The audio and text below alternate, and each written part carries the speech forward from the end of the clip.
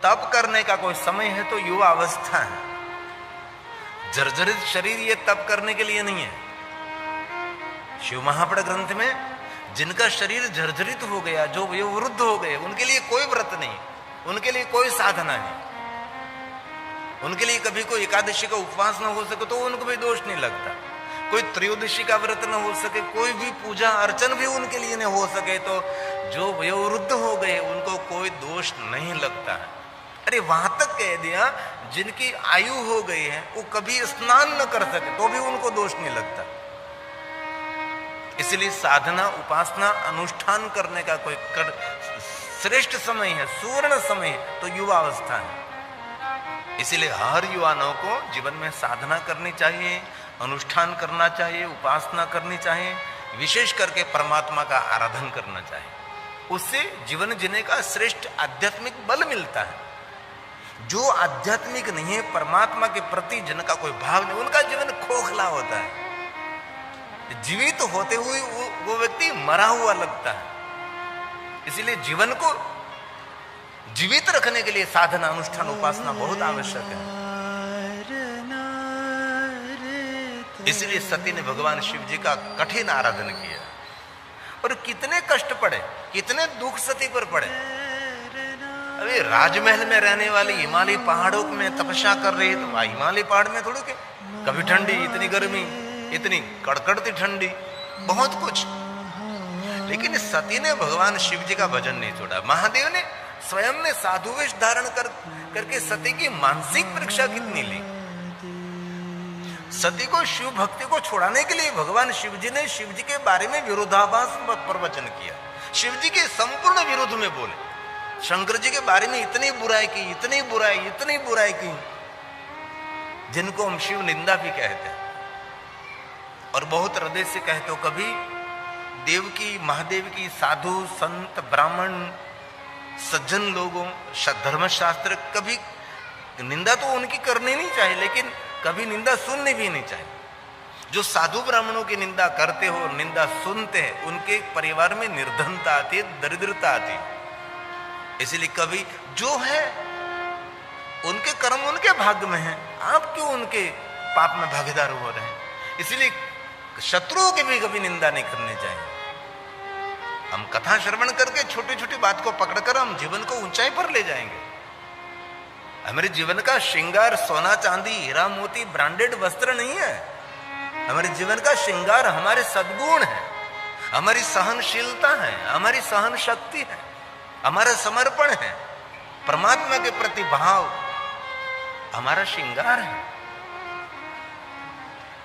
सती ने कितनी कितनी कठोर तपस्या तो की, ऊपर से भगवान शिव जी ने कितनी परीक्षा की, लेकिन महादेव का भजन नहीं छोड़ा। और मैं तो हर कथा में कहता हूं, जीवन में कुछ भी हो जाए, कितनी परीक्षा, कितना ही संकट, कितना ही कष्ट, कितना ही दुख, चारों तरफ से दुख टूट पड़े, लेकिन भगवान महादेव की भक्ति कभी जीवन में छोड़नी नहीं चाहिए, क्योंकि आपका साथ सहारा, आपको जीवन पार करने के लिए महादेव की भक्ति श्रेष्ठ सहयोगी रहेगी और कुछ नहीं रहेगा। कितने हमने धन संपत्ति एकत्र कर ली, बहुत लोग 7-7 पीढ़ियों का सोचते हैं, मेरे बेटे को धन की चिंता नहीं रहेगी, उसके पोते को धन की चिंता नहीं रहेगी, 7 पीढ़ी खाते रहे तो भी खाली होने वाला नहीं, इतना धन एकत्र, नहीं, कुछ नहीं। और आपकी तीसरी पीढ़ी आपकी छवि भी घर में रखने के लिए तैयार नहीं है, आपकी चौथी पीढ़ी आपको नाम भी कभी याद नहीं करेंगे, तो क्यों भाई। आपके जीवन में कुछ करो, बहुत कमाओ, बहुत कमाओ, बहुत कमाओ, लेकिन कमाकर जगत विश्व कल्याण के कार्य में कुछ समर्पित करें।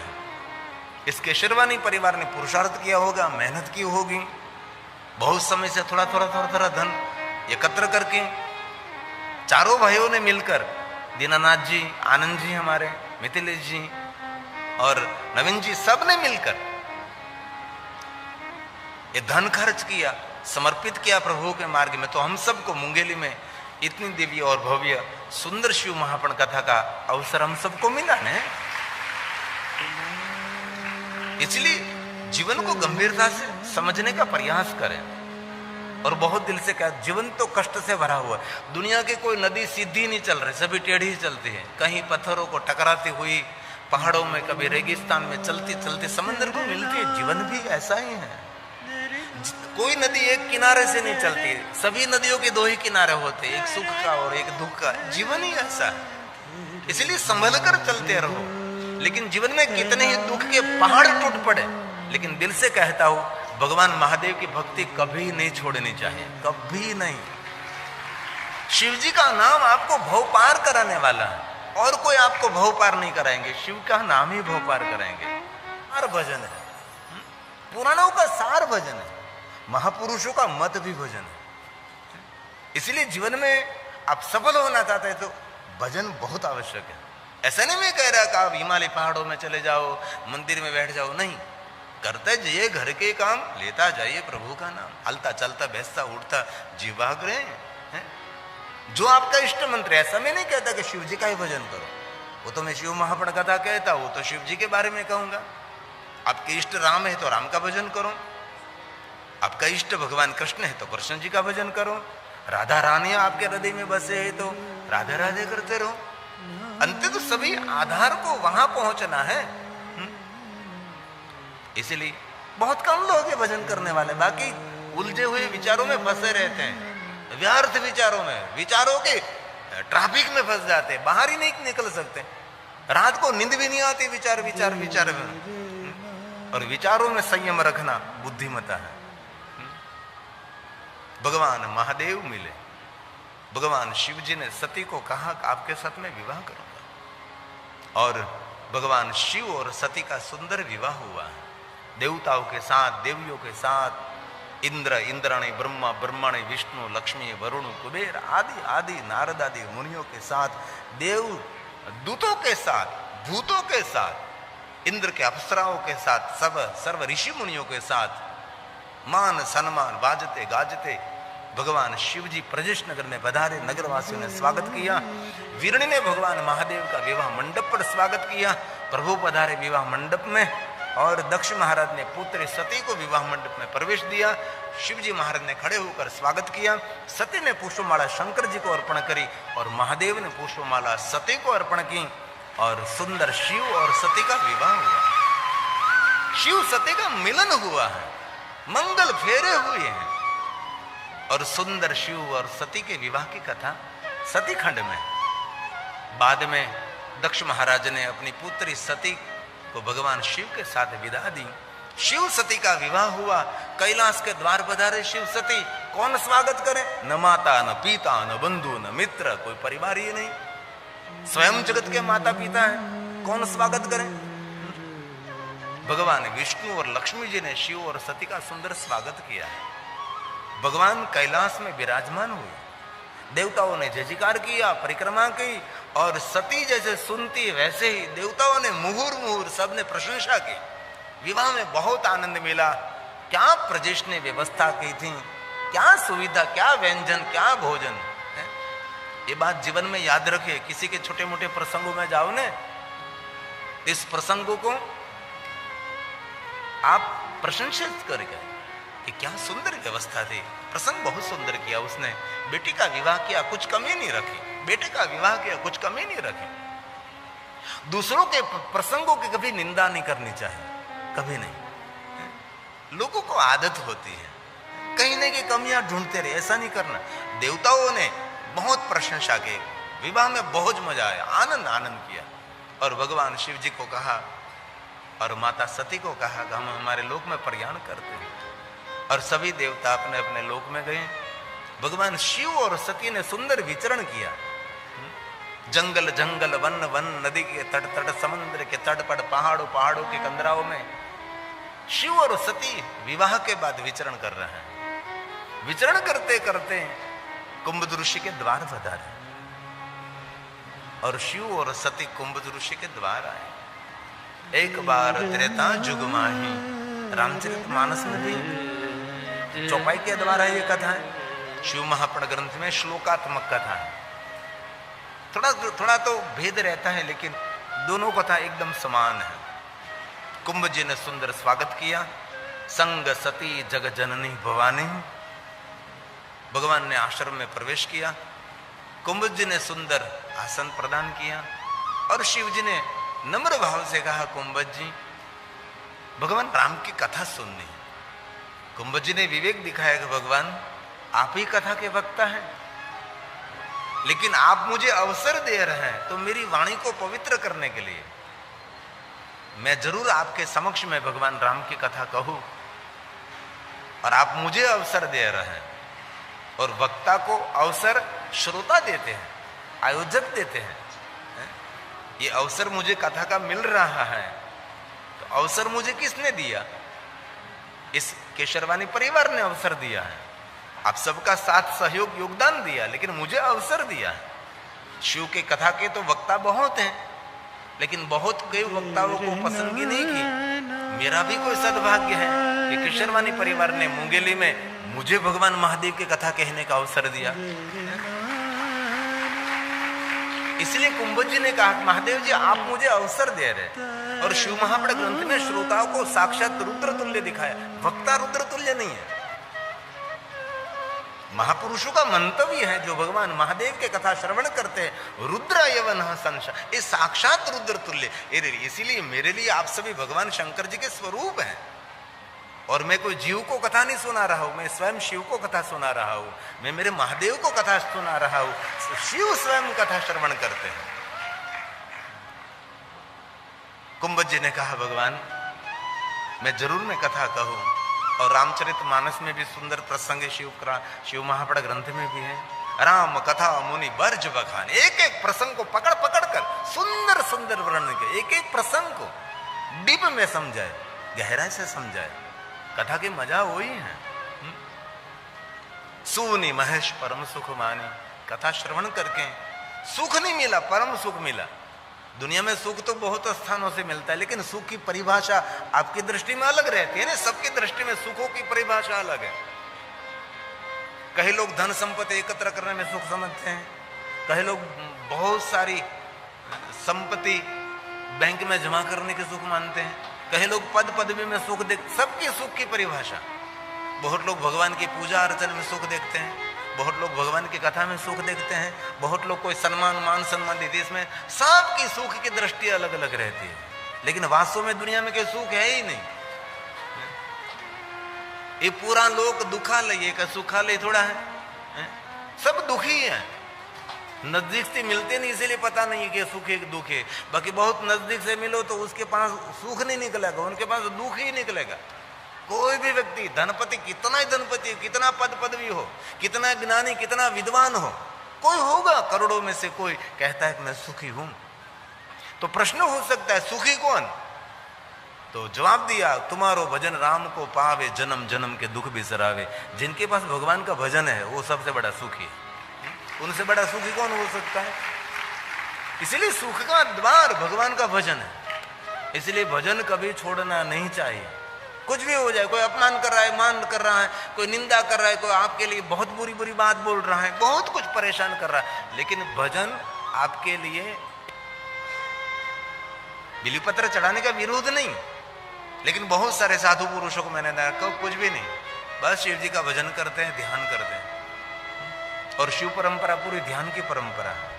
कभी डिप्रेशन में नहीं जाना है, हताश निराश नहीं होना है, एंजाइटी ग्रस्त नहीं होना है, तो ध्यान परंपरा में प्रवेश करो। एक दिन में नहीं होता। कोई कहे 7 दिन की क्लास करो, मैं आपको ध्यान सिखा देना, कभी नहीं होता। दीर्घ काल तक ये प्रयास करना पड़ता है, तब ध्यान मार्ग में प्रवेश हो सकता है। पहले तो बहुत समय तक प्राणायाम करो, व्यायाम करो, अलम विलोम करो। बहुत समय के बाद मन धीरे धीरे स्थिर होता है और ध्यान से समाधि को, और आप समाधि मतलब बुद्धि का विश्राम, बुद्धि का विराम। ये बहुत बड़ा मनोविज्ञान है।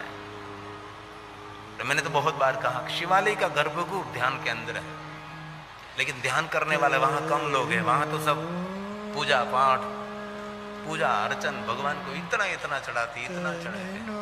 अभी मेरे पास समय नहीं है। ब्रह्मानंद स्वामी ने एक सुंदर पद लिखा है, वृक्ष बगीचे रचना तेरे में कैसे पुष्प चढ़ाऊं। ब्रह्मानंद स्वामी ने उसके बारे में कहा कि मैंने कभी आपको देखा नहीं, मैं आपका ध्यान कैसे कर सकता हूं। गंगा यमुना नीर बहावे मंजन किंकर बाऊ, तेरे मस्तक पर से गंगा और यमुना बहती है और मैं एक लोटा लेकर तुझे स्नान कराऊं, कैसे मेरे से हो सकता है सब कुछ? सकल जगत के पालन करता मैं कैसे भोग लगाऊं? तू पूरे जगत को पालन करता है, सबको भोजन देता है, भूखा जगाता है, भूखा किसी को सुलाता नहीं, और मैं तुझे कैसे भोजन करा सकता हूं? ऐसा बहुत सुंदर पद है, लेकिन अभी समय नहीं है, इसीलिए अभी हम गा नहीं रहे हैं। सभी कथा के रूप रंग अलग रहते हैं। भगवान शिव ने कहा, सती आपके मन में संशय है, संशय को अभी ही दूर करो आप, और कभी भी किसी के मन में संशय हो जाए तो इसी समय उसका निवारण करो।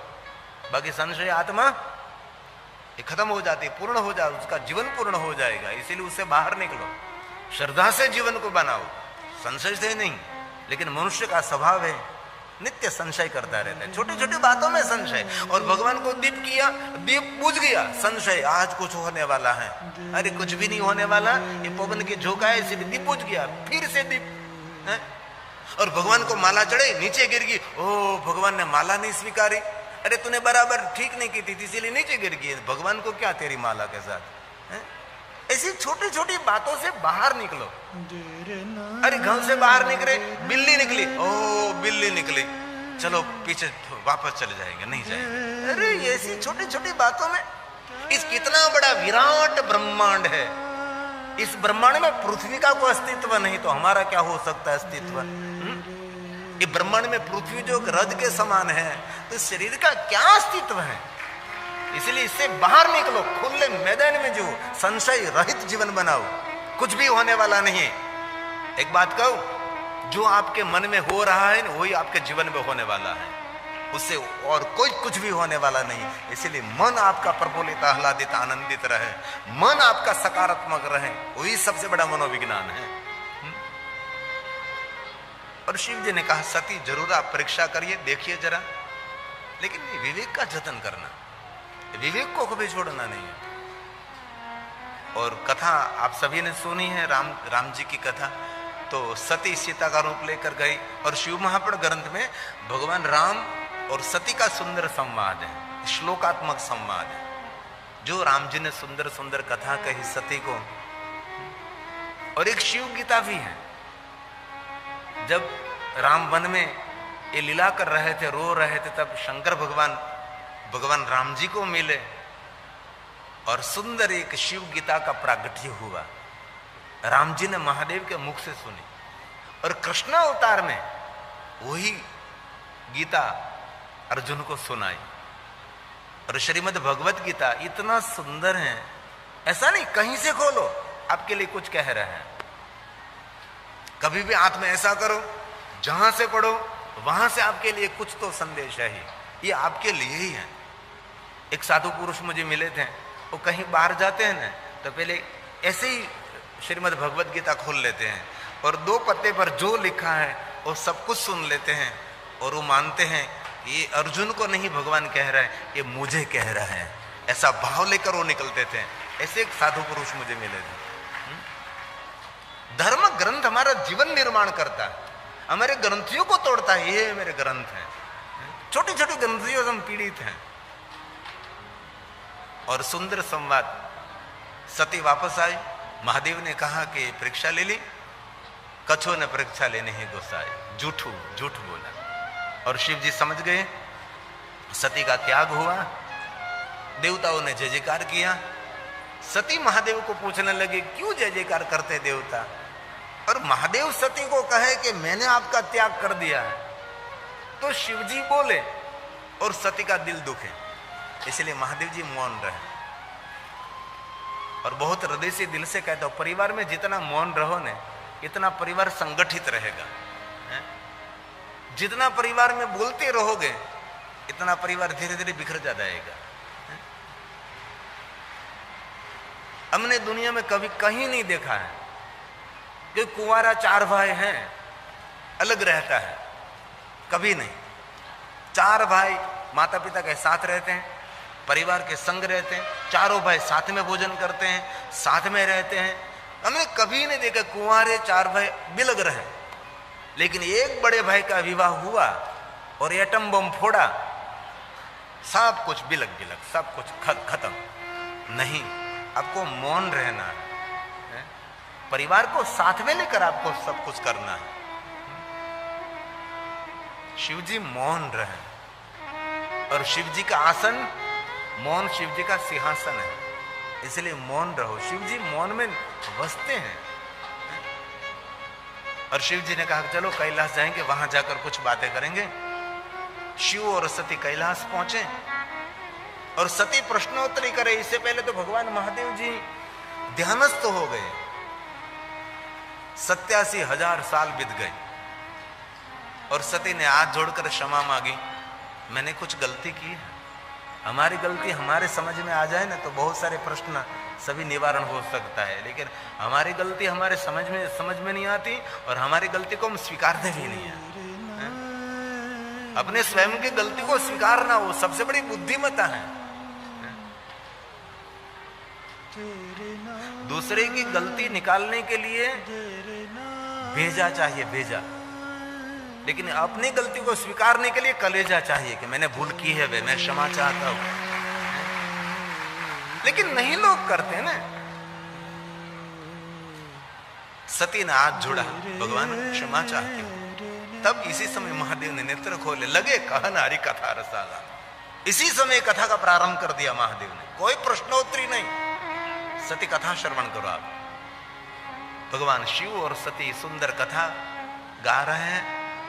इसी समय प्रजेश नगर में दक्ष महाराज ने अभिमान पूर्वक यज्ञ का आयोजन किया। सबको आमंत्रण निमंत्रण, लेकिन शिव जी को नहीं है। इसलिए देवता आकाश मार्ग जा रहे हैं। पर सती ने बीच में पूछा कि भगवान ये देवता कहां जा रहे हैं? महादेव ने कहा कि देवता कहां जा रहे हैं, कहां से आ रहे हैं, वहां आपको ध्यान नहीं रखना है, अब स्वयं का ध्यान रखिए। सती सुनो, कौन कहां जा रहा है, कौन क्या कर रहा है, इसमें जीवन कम पड़ जाएगा। जो हम कर रहे हैं ना सभी, कौन क्या, कौन आ रहा है, कौन क्या कर रहा है। कथा में भी हम बैठे बैठे देखते रहते हैं कि ये लाल साड़ी पहनकर आई, ये सफेद साड़ी पहनकर, क्यों? कथा में हमारा वही चित रहता है ना, इधर उधर घूम घूम देखते रहते हैं। ज्यादातर लोगों का जीवन ऐसे ही पूरा होता है। कहीं लोग तो 4 बजे 5 बजे अपनी खिड़की पर बाहर रोड पर बैठ जाते हैं, लोगों को देखते रहते हैं। आते जाने वाले, वहां से आता, वहां से पकड़ते हैं, वहां छोड़ देते हैं, फिर दूसरों को पकड़ते हैं। ऐसे पूरा दिन निकल जाता है उसका। अरे 4, 4:30 बजे 5 बजे हैं, आसपास में कहीं कृष्ण जी की हवेली है, आसपास कहीं राम जी मंदिर है, आसपास कहीं शिवालय है, वहां जाकर प्रभु की माला करो, आप भी धन्य हो जाएगी, आपकी प्रजा भी धन्य हो जाएगी। लेकिन नहीं करते, भटकते रहते, पूरा जीवन उसका निकल जाता है। शिव जी ने बात सुनाई कि सती आपके पिता ने यज्ञ किया है।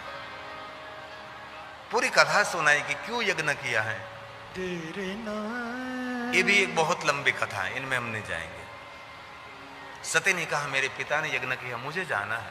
शिव जी ने समझाया कि नहीं जाना है, आपका हित नहीं है वहां।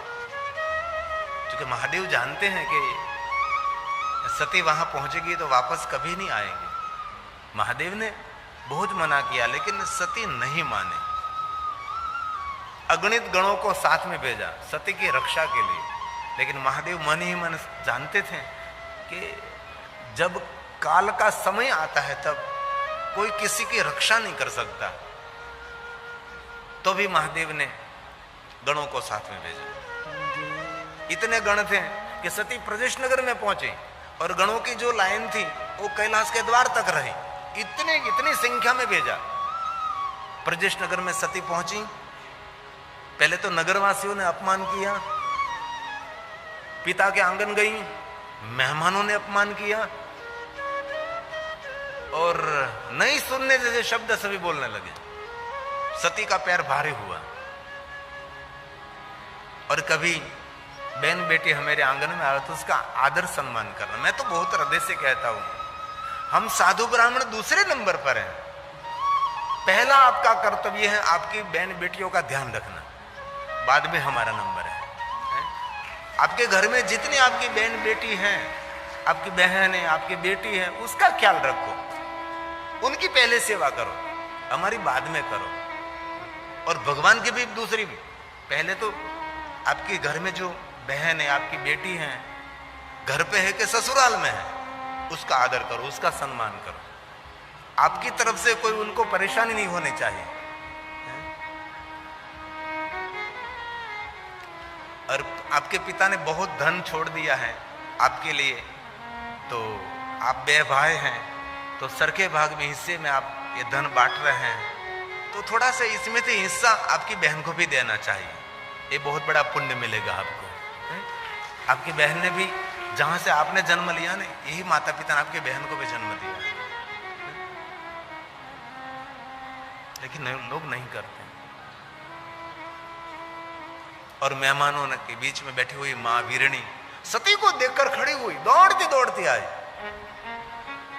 और सती को मिलने लगी कि बेटा, तेरे पिता ने तुझे निमंत्रण नहीं दिया है। मां और बेटी इतने भाव से मिले। और दुनिया में सभी के प्रेम अस्त हो सकता है, मां का प्रेम कभी अस्त नहीं होता। और आपके घर में जो आपकी माता जीवित है, तो आपसे बड़ा कोई भाग्यवान भी नहीं है। साक्षात देवी आपके घर में निवास कर रही है। जीवित मां आपके घर में है, रोज प्रणाम करो।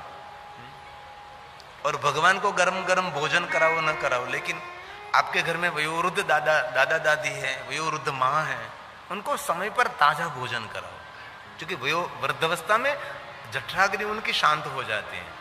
इसलिए बासी भोजन, ठंडा भोजन वो लोग नहीं कर सकते। उसका ख्याल रखो, यही साधना है। भगवान में मंदिर में बैठा हुआ भगवान आपको कभी आशीर्वाद दे न दे, इसके बारे में मैं नहीं कह सकता, लेकिन आपके घर में जो वयोवृद्ध दादा दादी, वयोवृद्ध माता पिता है, वो जरूर आपको आशीर्वाद देते हैं।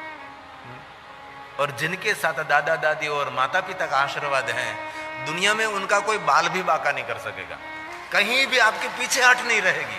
जो आपके घर में माता पिता की सेवा करना ये है, लेकिन माता पिता के साथ बोलने का व्यवहार नहीं और मंदिर में जाकर भगवान के आगे हाथ जोड़कर खड़ा है, ये कोई धर्म नहीं है। धर्म तो पहला हमारा कर्तव्य है। माँ और बेटी बहुत आदर के साथ मिली। माँ के बारे में बहुत कुछ बोल सकता हूं, दृष्टांत के साथ बोल सकता हूं मैं। माता वीरणी ने कहा, बेटा पुत्री सती, आपके पिता ने तुझे नहीं बुलाया है, लेकिन मेरा हृदय धबक रहा था कि तेरा आगमन होने वाला ही था। बेटा, यज्ञ नारायण का दर्शन कर, जल्दी वापस आ, हम दोनों माँ और बेटी सुख दुख की बातें करेंगे। लेकिन माँ वीरणी को पता नहीं कि सती की अंतिम मुलाकात है, और दुनिया में किसी को पता नहीं, किसी की पहली मुलाकात, किसी की अंतिम मुलाकात। इसीलिए दिल से कहता हूं, आपके जीवन मार्ग में जो मिले उनके साथ मधुर व्यवहार करो। कटुता से भरा हुआ कभी व्यवहार नहीं, मन की मन में रह जाएगी। आपका पति कहीं बाहर जा रहा है तो बहुत प्रसन्नता के साथ उसको विदाई करें, क्योंकि घर से बाहर निकला, पता नहीं जीवन में क्या कब क्या होने वाला है। रात को सोने के लिए जा रहे हैं तो कोई परिवार में बोला चाली हुई, कोई मन दुख हुआ तो क्षमा मांग लीजिए, क्योंकि सुबह में उठना वो भी एक हमारा जन्म है ना, वो नया जन्म है। सुबह में आंख खुली, और मैंने पहले भी कहा था, सुबह में निंद्रा टूटने के बाद, निंद्रा खुलने के बाद भगवान का आभार माने। भगवान, बहुत लोग सो गए, नहीं उठे, लेकिन आपने मुझे नया जीवन दिया है, आपने मुझे नया जीवन दिया है। हर पल भगवान को आभार व्यक्त करिए। भिखारी बनना नहीं, आभारी बनना है। भिखारी नहीं, आभारी बनना। लोग भगवान के आगे भिखारी बनते, आभारी नहीं बनते। आभारी बनो। भगवान क्षमा, हम आपका आभार व्यक्त करते हैं। लेकिन कम लोग हैं। सती गई, देखा यज्ञ में महादेव का कोई स्थान ही नहीं, कल्याण का कोई स्थान भी नहीं, शिव जी का कोई स्थान नहीं। पिताजी को मिली और पिता को कहने लगे, पिताजी ये क्या कर रहे हैं? यज्ञ का फल शिव देते, जजमान का कल्याण भगवान शिव करते, और आपने शिव को निमंत्रित नहीं किया, ये क्या कर रहे हैं आप? तब दक्ष महाराज ने पुत्री सती का अनादर किया, और महादेव का अनादर, और शिव जी ने, सती के मन में यही बात याद आई कि दक्ष भूल गया। बहुत बड़ा सामर्थ्य मिलने के बाद व्यक्ति बहुत कुछ भूल जाता है। और सती ने कहा था, जब आप नम्र विनम्र रहेंगे, सबका आदर करते रहोगे, वहां तक मैं लीला अद्भुत करती रहूंगी। जब अभिमानी बनकर सबका अनादर करने लगोगे, अभिमान अंकुरित हो जाएगा, इसी समय मेरी लीला को मैं पूर्ण करूंगी। इसी समय सती ने अपनी लीला को पूर्ण कर दिया। चंद्रमौली वृक्ष के तो भगवान महादेव को याद किया, अंग में से योगाग्नि को प्रकट किया, सती ने अपने शरीर को शांत कर दिया। सती मरत हरिसन बरु मागा, जन्म जन्म शिव पद अनुरागा। सती अपने देह का त्याग कर दिया। भगवान शिव जी को कैलाश में मालूम हुआ, अरे ये क्या हुआ? शिव जी ने जटा में से वीरभद्र और काली को प्रकट किया और आकाशवाणी हुई, जिनको जीवित रहना है यज्ञशाला छोड़कर चले जाओ। भृगु ऋषि ने कहा, दक्ष महाराज के सदगुरु हैं, योग्य मार्गदर्शन करते थे। सदगुरु उसको कहते, आपको योग्य मार्गदर्शन करें। एक कथा मेरे पास लेने के लिए मिथिलेश जी आए थे। इससे पहले गुरु महाराज की आज्ञा ली और गुरु महाराज ने कह दिया था कि जा, मेरा हृदय कह रहा है कि तुझे कथा मिलेगी। ये गुरु महाराज ने की आज्ञा थी, पहले उसकी आज्ञा ली थी। और शिव महापड़ ग्रंथ में गुरु पर बहुत सारे श्लोक लिखे हैं। इसमें कहा है, गुरु की आज्ञा बिना कोई भी वस्तु आप परिवार में खरीदते हैं तो चोर चोरी करता है, जो दोष लगता है ऐसा ही दोष लगता है। क्योंकि गुरु जी को पता है आपके परिवार के लिए क्या योग्य है क्या अयोग्य है, उनको पता है, क्योंकि उनके पास शास्त्र सम्मत सब कुछ ज्ञान है और जीवन के अनुभव और तपस्या भी है। इसलिए अंदर से उसको आवाज मिलते हैं कि उनके लिए हित में है कि अहित में है। भृगु ऋषि ने बहुत मार्गदर्शन किया, लेकिन दक्ष ने भृगु की बात मानी नहीं। अब भृगु ने कह दिया, दक्ष आपकी कोई रक्षा नहीं कर सकता, मैं आपका गुरु हूं, मैं भी नहीं, अब तुझे दंड मिलने वाला है। और वहां शिव जी ने वीरभद्र को कह दिया, जाओ दक्ष को दंड करो, अभिमान मिथ्या करो उनका। हुंकार करते हुए वीरभद्र आए और बहुत बड़ा युद्ध के परिणाम स्वरूप दक्ष का धड़ से मस्तक अलग यज्ञकुंड में जलकर भस्म हुआ। सब भाग गए, सुर नर मुनिवर की यही रीति, स्वार्थ लगत कर सब प्रीति। हे दुनिया बड़ी स्वार्थी है और स्वार्थ भरी हुई दुनिया में परमार्थी बनकर जीना है। और मेरे युवान भाई बहनों को दिल से मैं कहता हूं, ये दुनिया मां की गोद नहीं है, इतना याद रखना।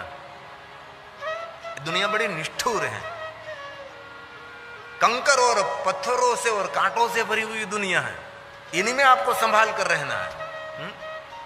ऐसा कभी नहीं समझता ये दयावान है, कोई दयावान नहीं है, विचित्र दुनिया है, इनमें आपको अलग से चलना है।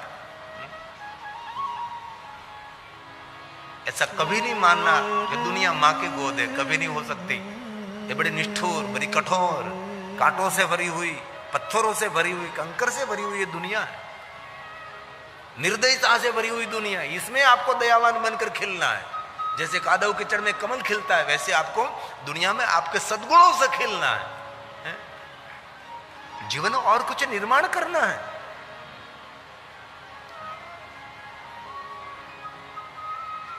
और भृगु ऋषि ने दक्ष महाराज के लिए प्रार्थना की है। इसी समय महादेव प्रकट हुए। भृगु, महादेव मैंने बहुत समझाया मेरे दक्ष को, लेकिन मेरी बात मानी नहीं। अब धड़ से मस्तक अलग हुआ, अब उसको जीवित करो आप। महादेव ने कहा कि जाओ मस्तक ले आओ। पशु मस्तक बकरे का महादेव को हाथ में दिया, सजीवन मंत्र का प्रयोग हुआ, दक्ष को जीवित किया। और दक्ष महाराज ने भगवान शिव जी की स्तुति की है। पहले जो स्तुति की होती तो ये सब नहीं होता, लेकिन दक्ष महाराज पहले नहीं सुधरे। कई लोग बातों से नहीं मानते, उसको लात की जरूरत होती है। भृगु ऋषि ने बहुत समझा लेकिन नहीं समझे। अब दक्ष महाराज हाथ जोड़ रहे हैं, महादेव आपके विरोध में चलने से क्या हालत होती है मुझे पता लगा, मुझे क्षमा करिए। बहुत लंबी स्तुति दक्ष महाराज ने की है, महादेव के आगे क्षमा मांगी और प्रणाम किया है। नमामि देवं वरदं वरेण्यं नमामि देवं च सदा सनातनं। हे भगवान, आप नित्य सनातन हैं।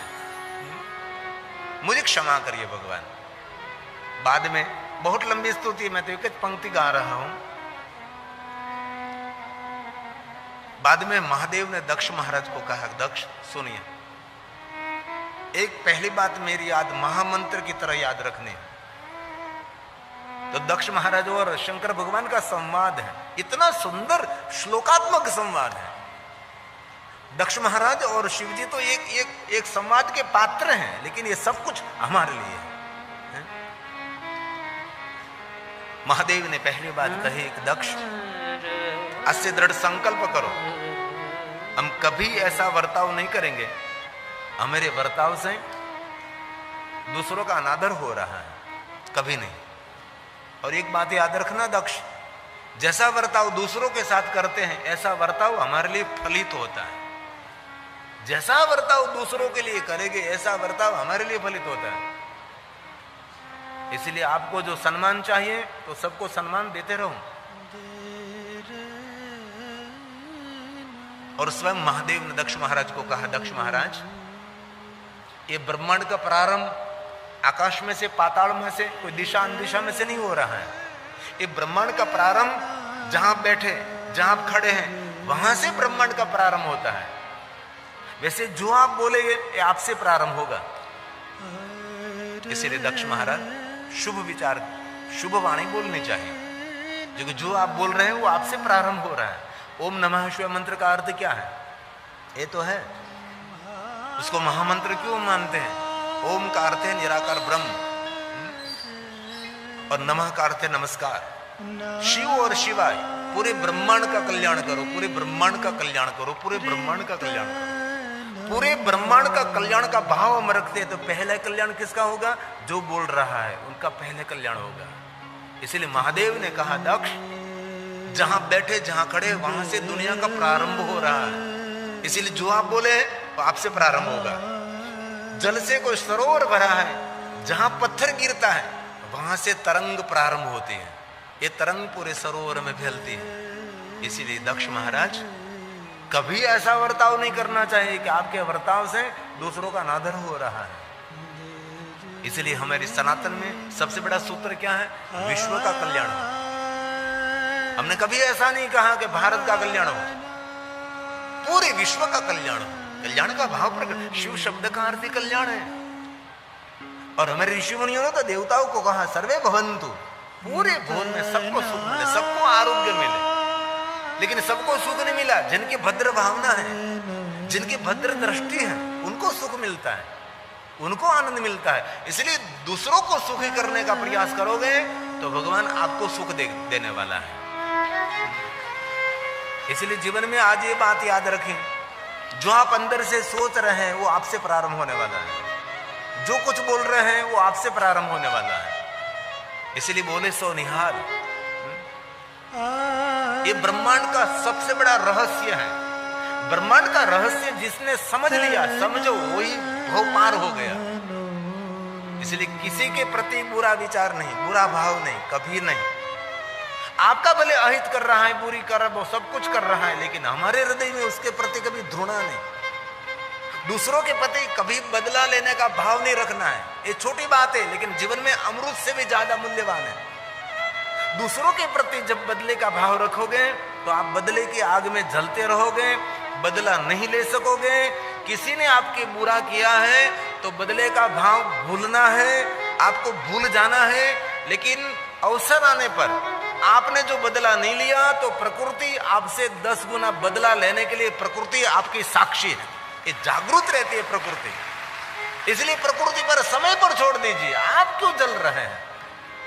ये सबसे बड़ा जीवन का रहस्य और ब्रह्मांड का रहस्य है।